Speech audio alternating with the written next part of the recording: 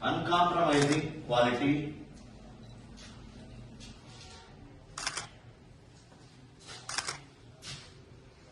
uncompromising quality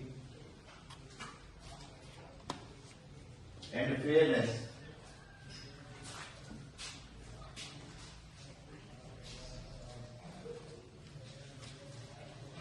And fairness.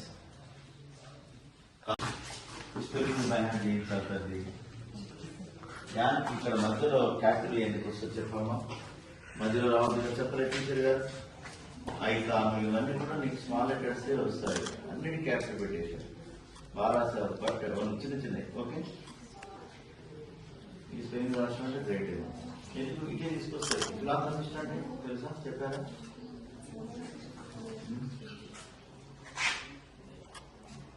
Class